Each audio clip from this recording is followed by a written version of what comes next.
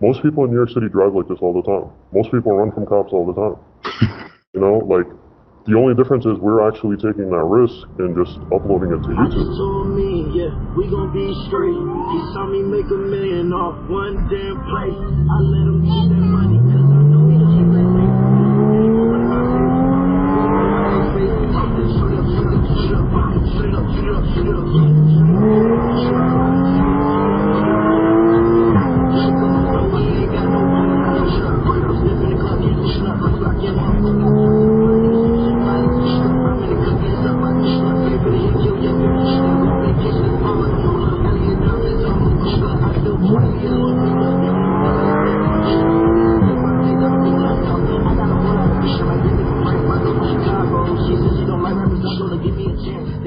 All right, we're back. A few weeks ago, we talked about American police in the video with Ed. He's from Atlanta, Georgia, and today we're having a talk with two guys from New York. They post videos frequently where they drive fast, cut lanes, and if they get chased by police, they don't stop. I got a chance to speak to them, and it was very interesting.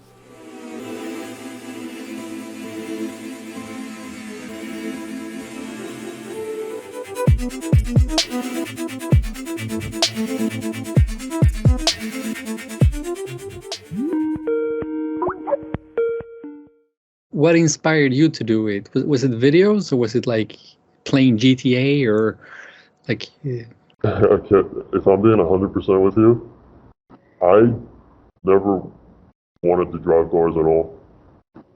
I was never interested in cars. I was never interested in vehicles in general. I just never cared for them because growing up, I always took the train. My father always told me there was no need for a car. It's a waste of money in New York City. You can barely find parking, barely find anything, right? And I always took the train my whole life, and I never wanted to drive. But my mother kept annoying me and pestering me to get my license because all of her friends' children got licenses, and they drive their mother around and stuff, and my mother was like, why don't you drive me around and stuff, right? So one day, I just got, I was like, you know what, Mom? I'm gonna go get my license. So I went ahead, I studied for the learner's permit. I got the permit, then I got my license, and at the time I was trading stocks, and I basically made it. I hit it big. I was trading stock options, and Nvidia and Tesla were the two companies that just took my account to the moon. And I had like roughly $120,000 in my account, and I said, I want to buy a car. So I had my license. I looked at Porsches, and I found the Cayman, which was the cheapest one. This was around 2020. It was the cheapest one I could find. And it was $40,000. I had 40K miles on it. I went ahead and I bought it. It was like all cash. I bought the car, and then that's when I started getting into driving. And so my mother told me when I bought that, first of all, she was completely against it. She did not want me buying that car because it's a sports car. Never drove before. And also it had 2 seats. So my mother wants to get a car, like a family car, right? And I'm over here buying a 2-seater sports car. So, she tried to prevent me from purchasing the car, but I told my mom, I said, Mom, I worked hard. I want to buy this car. So I went ahead, I went to the dealership, I got all the paperwork signed, I bought it, I brought it home, and she told me that don't go outside and speed in this car. And I told her, Ma, I would never speed. I'm not like that. So one day I'm on the Bell Parkway and I'm driving normal, and like 3 or 4 cars, when they go through traffic, 3 or 4 cars like just fly past me and they're going through traffic. And then I decide, you know what? I'm gonna do it too. So then I start doing it, and it's a Porsche, right? The car starts handling beautifully. Everything is just, I don't know, something just clicked in my head and I started doing it. And ever since that day on, I just kept going out every night and just kept doing the same thing over and over. At a certain point, it got boring, but there was a period in my life where I was outside every single night, just driving, and just figuring out how cars worked, and that's what sparked my interest for cars. And then I started uploading videos on Instagram because back then there was a community on Instagram that used to do stuff like this, and I wanted to find other people that did the same thing I was doing. So since I had a Porsche, most people I would run into are like they're in like slow cars basically. So I would get bored really quickly, and then one day Float texts me on Instagram, and Float is like, "Hey, come down and see us," and I'm like, "Oh my god, someone else that actually does this, he wants to see me." So I went ahead, I saw him, and then we started going at it. And I'm telling you, like, I still have that early video. I was left behind. The skill gap was insane. I was left behind, and I basically, ever since that day, I kept learning from Float, and Float just kind of coached. Float has a lot more driving experience than me. I just have the background to actually take the driving, make videos, upload them, edit them. Like that was my skill set. I just happened to also learn how to drive too.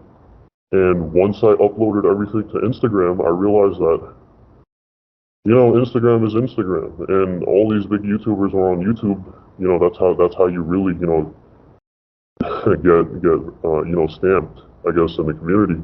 And at the time, no one else was doing it on YouTube besides Daily Street Racing. But at that current time, Daily Street Racing was never. Do you know about that channel? No, I don't think so. It's another American channel. He was kind of like the first person to do it on YouTube, but he hasn't uploaded in like, I want to say like years.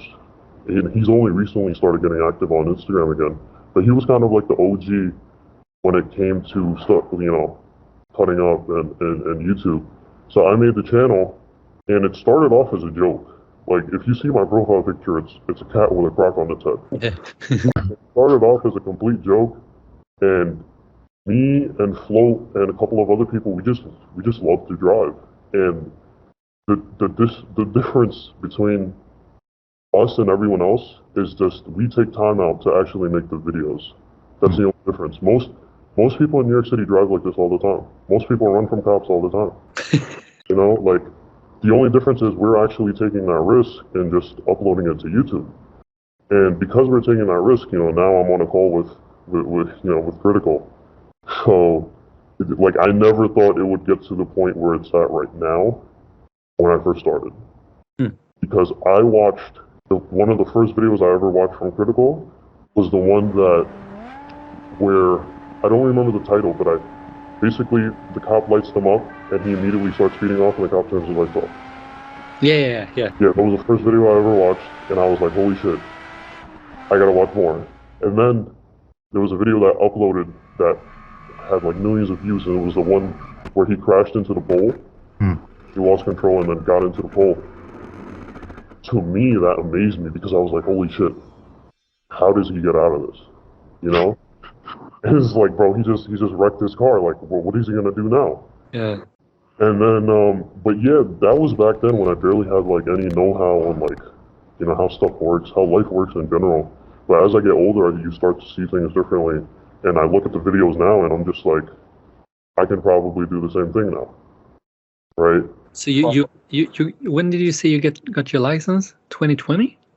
Yeah, I got my license in like, I wouldn't say 2020, but around there. Shit. Yeah, you're a quick learner. Yeah. I don't know, man. This is one of those things where me and Flo have this conversation all the time on like what really makes someone be able to drive like this. Yeah. And honestly, I don't know. For some people, it just clicks. For other people, it's really difficult.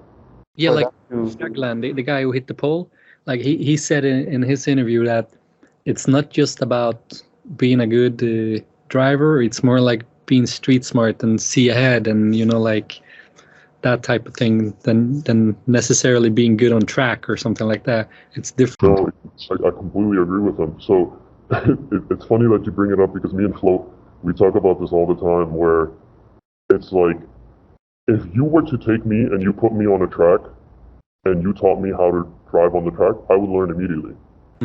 But you can't take a person from the track and put them in this setting and expect them to do well. Because you can't really teach this. You have to do it yourself through repetition. Because as you keep driving like this, your eyes and your mind figure out the risk on when you're trying to put your car through something. Like, if that makes sense. Like, if you take enough cuts, you're gonna realize what are good maneuvers and what are bad maneuvers. Yeah. Right?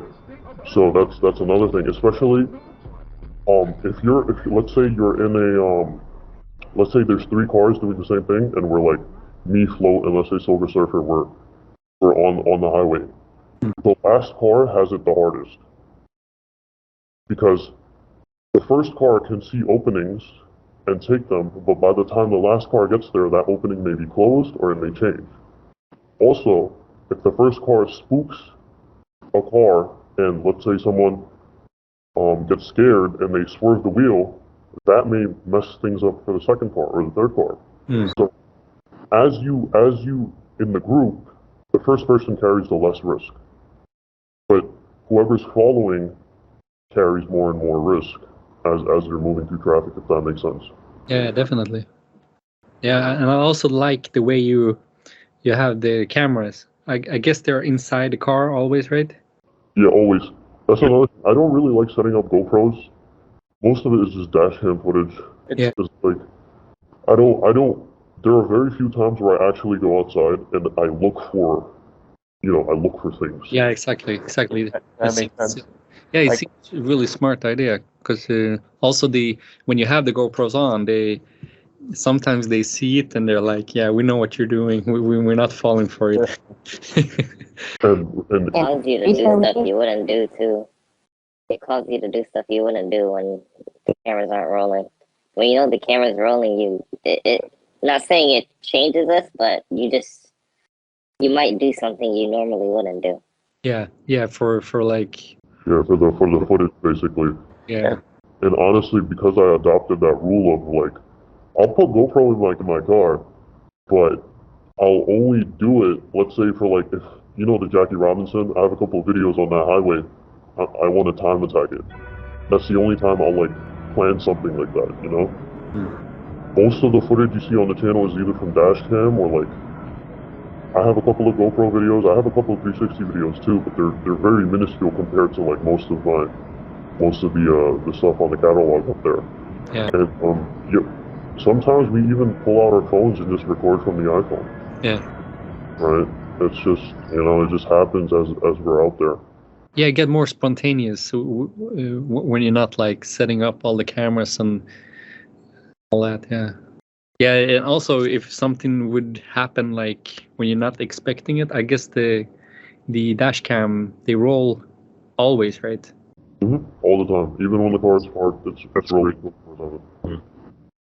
That's great. So, like, if I turn the tables a little, what is your impression of police in or overseas in general, or like? My impression, I used to think it was really easy over there until I actually read into the laws.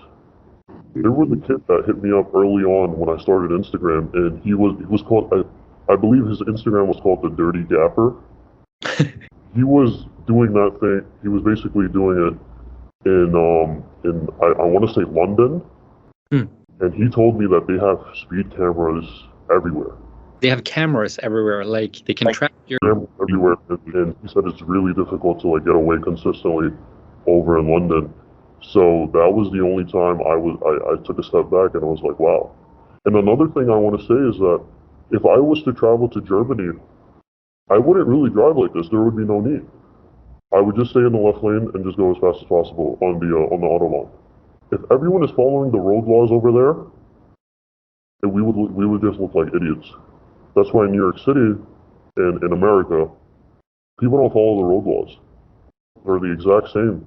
The right lane is for basically you stay in the right lane. The middle lane is for passing, and the left lane is for passing. Yeah. So you think that people in New York they do mostly of necessity, like? Not really. It's just you want to get through. When I took my learner's permit, they taught me about the law, but when I took the exam, they didn't enforce it. Does that make sense? Yeah. They didn't care if I was in the middle lane. I always want to say this to people that say, "Why are you driving like this?" Driving like this, it started when people were trying to get to places and people were camping in the left lane. And then there's a lot of monkey see, monkey do. One person starts doing it, the other person starts doing it, and then all of a sudden people realize, oh, it's a game. Yeah. Right? And then it originally was called cat and mouse because there would be the mouse up ahead, and the cat would try to chase the mouse. And we find a lot of fun in being able to stay behind someone as long as possible, and just moving through traffic. But and I say this to people all the time, if you don't like how we drive and you don't want this, just follow the road laws. Yeah. Because if you follow the road law, it would be impossible for us to drive like that. How are we going to move through lanes if the right lane is always occupied and the left two? Like in my videos, if you watch them, if the left lane is open, I'm going to be speeding through the left lane. Yeah. Yeah, it's like when I go to work in the morning, there's a lot of traffic, and I almost always like go like 100 in the right lane because everybody's in the left lane or middle. It's the same over here. The lane is completely empty. Everyone's in the left and middle. Yeah. It's insane, you know? Yeah.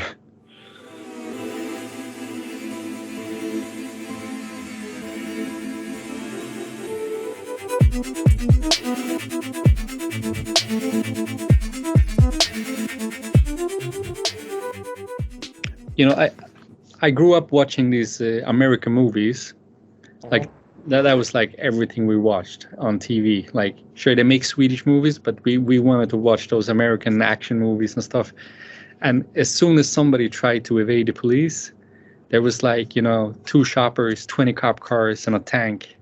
Like instantly, like guns all over the place and stuff. Is that the way it really is, or is that some exaggerated picture? To answer that question, certain states, that's how it is. If you were to, let's say, run from police in, I want to say like Atlanta or Texas, these cities, I mean, Texas is a state, but if you were to run in those states, the laws would make it a lot harder for you to run, just because police can use deadly force. They can pit maneuver you. They can do a lot of things to you to get you off that road. And here in New York City, in crowded areas, it's not worth it to chase, and that's why we have policies set in place, especially on the East Coast, that prevents people, like from NYPD and police to chase us, really. But some of them do chase, but if there was to be an accident, and let's say, so the way it works is, if you are going too fast for NYPD and you're moving through traffic, they have to call the chase off. If they don't call the chase off and that cop still pursues and he manages to even catch you, but an accident happens, that's going to be an entire case in court. So they try to avoid that fully. Was that a real cop sound in the background? It's probably an ambulance. Yeah, it's probably an ambulance. Cops, they're just a different sound. Like, I can't describe it, but cops just have a different sound when they're going by. Yeah, but then it's like a lot more similar to how it's like here than I thought it was. Because that's the same thing here. If it's too risky, they have to call it off.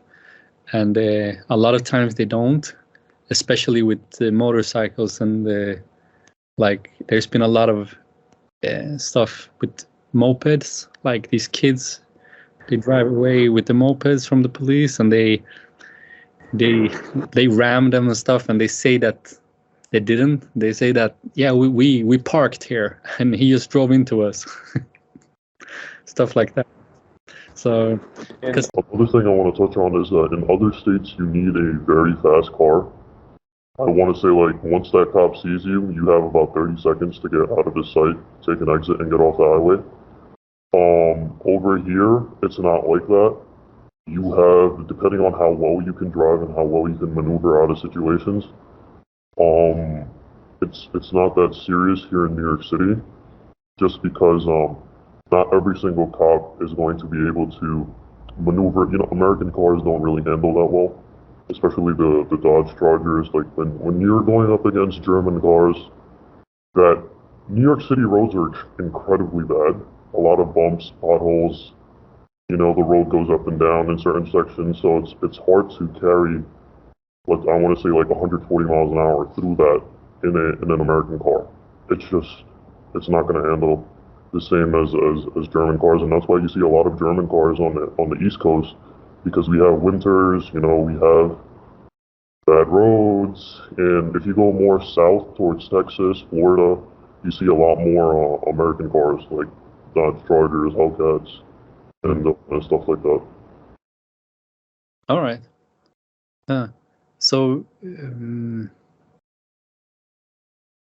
yeah, that's one thing as well. Yeah, people, like a lot of people has commented on our videos saying that, you know, like you wouldn't stand a chance against a American cop with a Hellcat and stuff like that.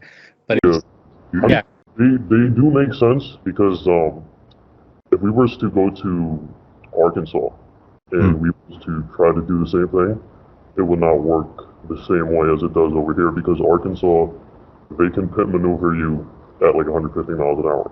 One of the things that we don't have to worry about when we're in New York City is that the cop legally cannot pit your car if you are just speeding. If speeding is the only crime you've committed, they legally cannot use deadly force against you.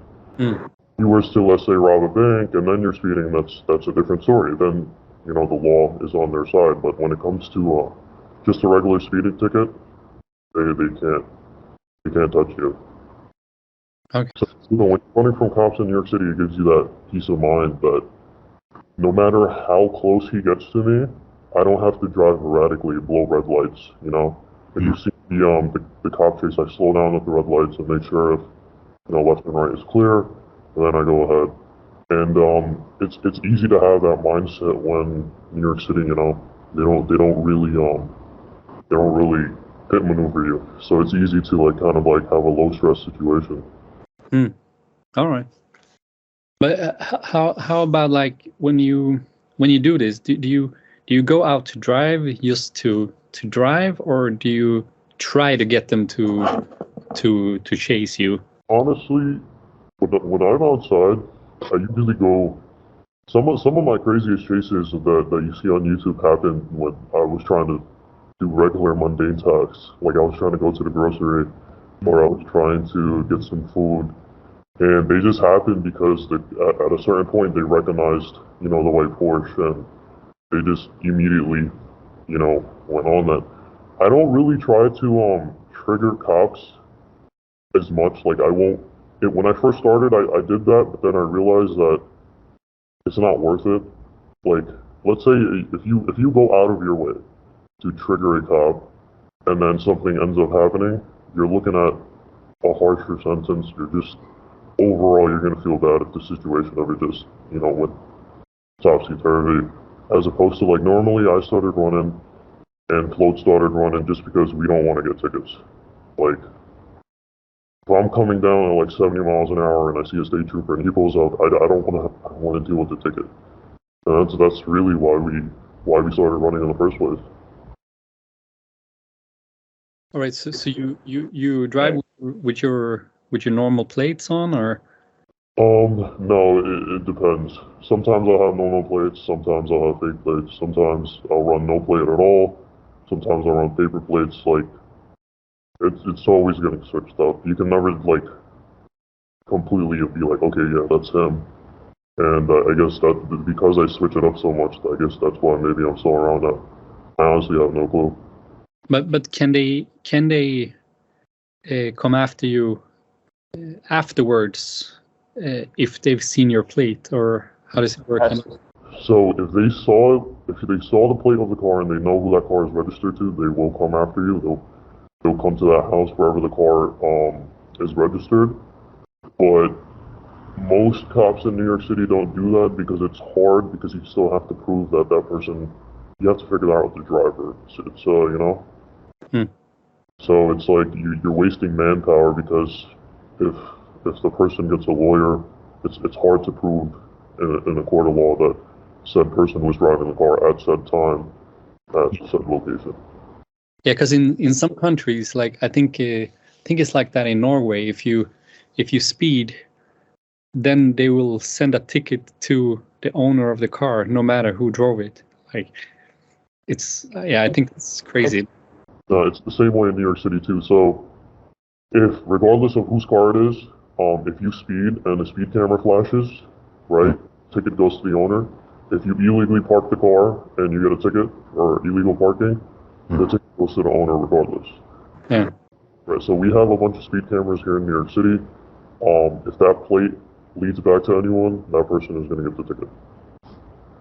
Yeah, because the only thing with that though is there's two different systems. Because like the camera system doesn't tie into like your driving point system. Like it's just it'll hurt your credit. They try to take money from you, but it doesn't affect like your driving license. Mm-hmm. With the cameras here, compared to there, you get they really fuck your license. Yeah. We lose our license for very small things. But so Over here, you see what I'm trying to explain is that the laws over here they're very strict. What I'm trying to say is they don't get enforced because if you get caught, let's say doing 150, that's 11 points on your license, right? Your license is supposed to be suspended, but it's only going to get suspended if you plead guilty to that ticket. I believe it's 30 over, right, Flo? Yeah. 30 over, it's 11 points. So 11 points, your license is gone. But the thing is, if you get a lawyer for that, then your case goes into pending. And the courts are backed up so much that they just keep pushing your case back more and more. Does that make sense? yeah. So while the case is pending, those points never hit your license. And in that meantime, you could still be outside driving. So the people that speed all the time and they stop for cops and they get these tickets, if you have money, you can afford the lawyers and you can, get away. And as long as you don't kill anybody. And even though there are people that have genuinely, I forgot who that kid was. He crashed a blue Porsche Gembala edition, I believe. I think it was a Carrera GT. He crashed it in Manhattan, and he was drunk driving, and he got away scot-free. You can look at the case. So it's actually insane over here. What we're doing, essentially, is we don't want to deal with the case regardless. Me and Float, we're not loaded. We don't have a shit ton of money, so we would just rather avoid that entirely. And that, as we started running, me and Float were probably the only people that actually took time out their life to like upload it to YouTube and take that risk of putting yourself out there. People run from NYPD all the time. People run from cops all the time, and the people that truly get away, they just don't want to post it. Like the silver AMG in my videos, the Silver Surfer, we call him the Silver Surfer just because it is funny. But he's a very private person. People tell him to make a YouTube channel. He never wants to make a YouTube channel because he just doesn't feel the need to do it. He's just a private person. So yeah, it's really to each their own. Yeah, and it seems like the American police is a lot better at like investigating, and like if they're gonna take you here, they pretty much have to take you on the spot. But I don't know where I got that feeling from, that American police are more like they can like tap your phone, they like more stuff. Yeah, no, they can do all of that. Yeah. Right, what you're saying is not wrong. It's just they're not going to do that for a small case like this, which is speeding. Okay. I saw these guys a few years ago. The guys in Times Square with the C63. They did a burnout and they got a Burnout. Yeah, and then they took them like a few weeks later, I think, in some of No, they were hitting. Yeah, I know what video you're talking about. They were hitting the cops. Yeah, Like, yeah. the cop got in front of the car and they were still like pushing the cop out of the way with their car. It's crazy. I mean, the cop saw his face, saw his plate, saw everything. So like, you're not getting away from that. Hmm. That's the thing. So if you're doing stuff like this, a lot of people they let it get to I want to say they let it get to their head, but they're just not cautious. No, Like, that's So great. have, I mean, your biggest enemy when it comes to doing stuff like this is your own self. If you hold yourself to a high regard and you want to show people what you're doing all the time, and I'm talking like friends and family, then it could very well like go against you. What I do, most of my friends and family don't know that I engage in this behavior. You know, Float's friends and family like they don't know. So it's hard to, you know, for someone to come and like in a way turn you in. The easier you make it for police to come investigate you, the easier you will get caught. Hmm. You have to make it a little bit more difficult for them to basically put a case on you. And even if they do put a case on you, if you get a lawyer, the case has to stick. If the evidence they have against you is not concrete, and there's a chance that you have a really good defense, they're just not going to put the case in court. So do you have any friends that have been caught for trying to run from the police? I wouldn't say friends, but I do know people that have been caught, and the police try to prosecute them. People get caught in New York City all the time. Most people that I can recall off the top of my head are people that, you know, they go to car meets and they do burnouts. and They spin in circles. I remember a kid in a float. Was it the G37? The one that was spinning in the city. It was the red G37. Yeah, the red one. Someone was spinning in the city, and one of the people from the crowd ended up getting caught under the car. Wow. And the rear wheel hit his face, and I think it fractured some bones and like tore off his skin. And NYPD caught that kid in like I want to say about a week.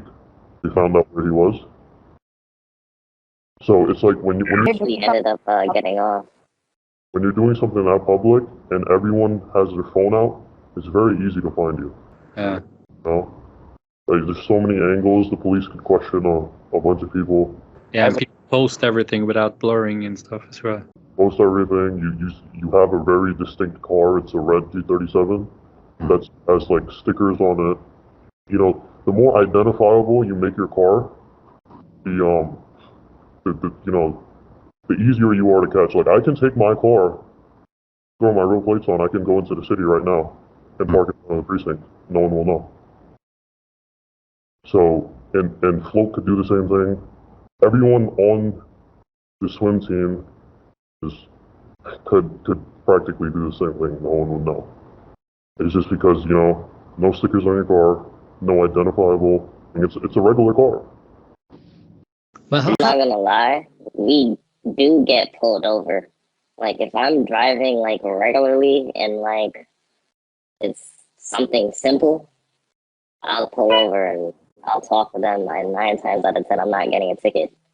But that's just for like regular circumstances.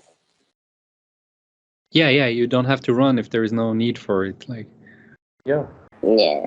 Honestly, it's like once those cars leave the garage at night, if we leave with the intent of just going all over the place, then that's what we're gonna do. And then once that car comes into the garage during the day, you know, everything is normal. Anything can happen. I can't say for the future. Like I do believe luck plays a factor into everything that we do. Imagine you're running from the police one day and then there's a traffic jam all the way up ahead and there's no way out and the police are right behind you. Now, how are you going to get out of that? So the luck does play a huge factor, but when we're doing this, we usually have some sort of we'll either have Waze, Google Maps, or we'll have like traffic monitoring, like apps, and just kind of like see what traffic is looking like, where the jam up is. You know, New York City, I kind of know the city pretty well, so I would know routes off the top of my head to like get in and out of situations. It's a big city, like. Yeah, and that's another reason why it's so easy to run, because there's so many cars, there's so many people. Yeah. If somebody was to try to find a black BMW, there's so many black BMWs, and they all look the same. Yeah, here is kind of like almost the opposite at nights. It's not that crowded. So like one time I really tried to find other cars because I wanted to, like, you know, get in front of somebody or, you know, stuff like that. But yeah, that can be a good thing that there is a lot of cars. And what goes through your mind? Are you like really calm when it happens, or? When I first started doing it, one of my videos that went viral, you know, the almost every time I ran from a cop compilation, the beginning clip you see, I'll give you some backstory to that clip. I was actually going over there for a car wash. I wanted to get a car wash. So when I first ran from that cop, he was trying to pull me over because I rolled the stop sign. And everyone rolls the stop sign right there, no one fully stops. At that intersection, every single person rolls the stop sign. But he waits there because he knows people roll the stop sign, so he can pull them over and give them an easy ticket. Now, when he tried to pull me over, I didn't want to deal with the ticket.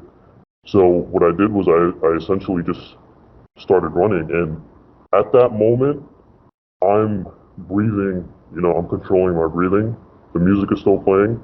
That was one of the first times I actually really truly ran from a cop on local roads.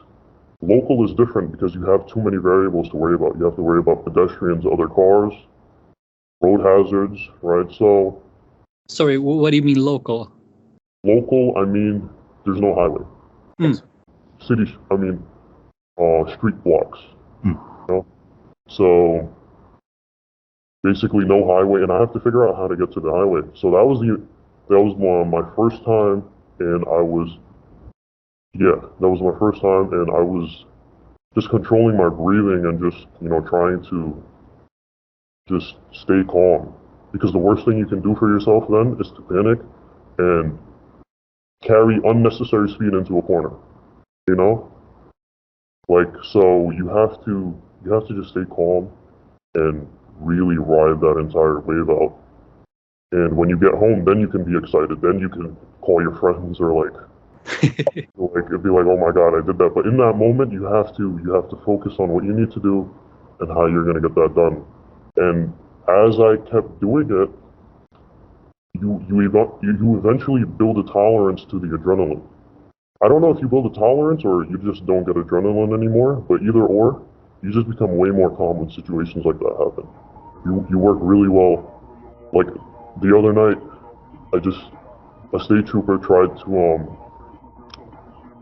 block me in, and I just squeezed the car through and just kept going. And like, yeah, that's another thing. You don't want to upload your videos. Like the videos we upload, you can never tell when it really happened. We'll wait like months or sometimes even a year before uploading some stuff. Like you gotta make it a little bit harder, you know, for them to really figure out. Because in order to convict you, they need to find out who the driver was, the vehicle, the time, the place, and exactly where it happened. If they have all of these things, it's going to be really hard to try to, you know, fight that case. But yeah, I just got calmer, and then Float could give you his perspective on, you know, when he first ran from a cop. Like, they just slide behind you. The first time it ever happened to me, I was going like 80 to switching lanes, and then fucking cop just pulls up right behind me. 20 seconds later, I'm gone. That's just what happens. That first time it ever happened, I was scared as shit, but every single time after that, you're just calm. You're not really worried. You're not worried about the shoppers? No. Oh, he said choppers. Yeah, we don't have helicopters up here. We don't have helicopters on the East Coast. They send helicopters here, but I'm not sure they would like bring one up for it. But I think they send one if they have one up already. So I think that's how it works. But I thought that was just my image of America, like this. No, your image of America is completely true. It's just that different states have different laws. So if I'm running in New York and I cross over to New Jersey and they call that in, that could technically be a federal crime. Wow. Because you cross state lines. So now you're not looking at the state level anymore, you're looking at the federal jurisdiction. So then they can tack on federal charges and really make your life miserable. Like if I was to get caught, if they found me, I would be looking at insane charges just because they would try to make an example out of me. They would try to make an example out of me and basically make sure that no one else, copies my footsteps. And there's no copycats.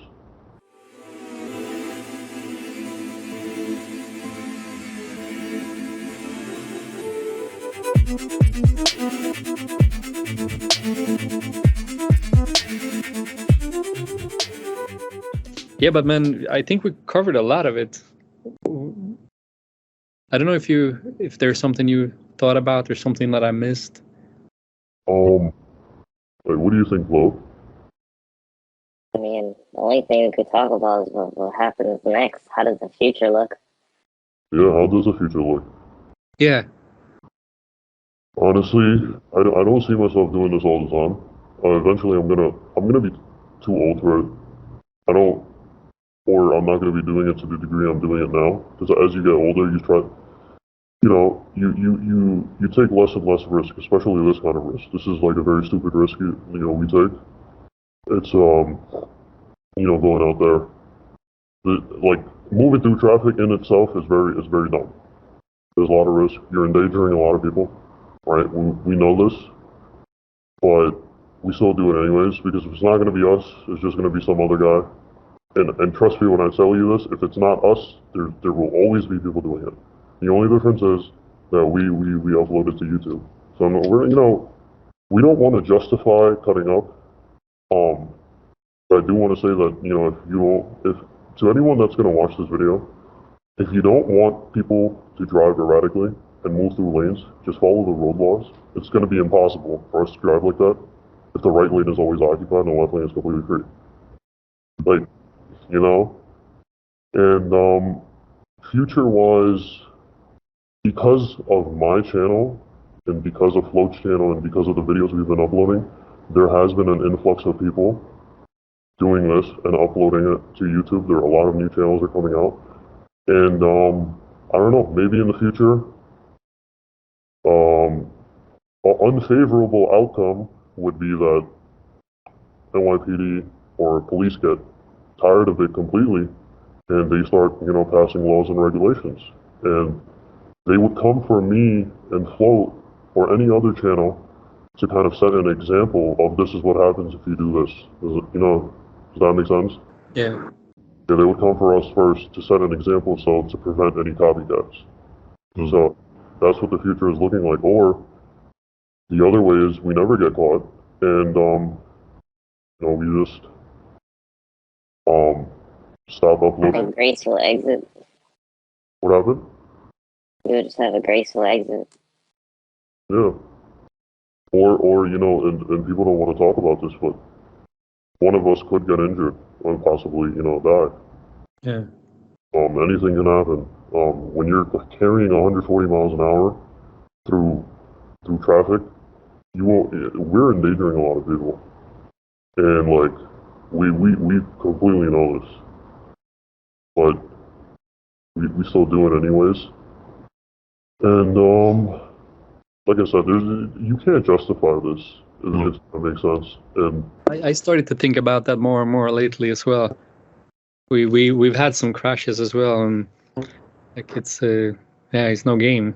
It's fun till it's not. I've seen my friends crash before. I've seen things happen, and we know how fast this could get ugly, and that's why we try to do this in the safest way possible. There's no ego between us, so that's why I drive with a certain amount of people only. I drive with people that are in my inner circle. I don't drive with anyone else. I know how my friends drive. I know how if shit were to ever hit the fan, I know exactly how they're going to behave, and I know exactly what I need to do, and they know exactly what I need to do. And we don't take unnecessary risk, if that makes sense, because there are people out there that let ego drive for them, and because of that ego, like if you have an idea, like let's say Float is driving, if I have an idea I need to be better than Float, I have to be behind Float no matter what, I'm going to crash. Because sometimes Float can take a cut that's going to close up immediately, and you cannot force yourself in there. If you force it, and you're going to crash. You need to be able to like let people go. As funny it is, in New York City, there's a lot of people that engage in this. There's a bit of a competition. People think, oh, this person is a better driver than this person, or this person drives better than this person. Well, none of that really matters. Like the hoodie I'm wearing, the swim team, started off as a group of friends, and then once we realized it was like, oh, you know, we can turn this into, you know, something else, and we were just saying like Float brought it. Float was actually the person that coined the word. They were like, oh, we're swimming through traffic, or he's floating, you know, and then everybody else just kind of started adopting, you know, swim. But the people that did it before us were do you know about Team No Hesitation? No. So that was the team before us here in New York City that started doing this, and they kind of, you know, did the original run, but before No Hezi, I would say was Daily Street Racing, and then so it would be like if you was to give a timeline, it would be Daily Street Racing, No Hezi, and then we come into the picture. But the people, you know, it's like, so who knows who might come after us, you know? We're here now. We cannot be here a year from now. No one knows. So I guess that's what the future is looking like. It's just a giant unknown. You can plan for it as much as you like, but you can't control the events that happen. Yeah, but it's really nice speaking to you guys. It's an honor. Yeah, me too. Yeah, man, I really appreciate you taking the time.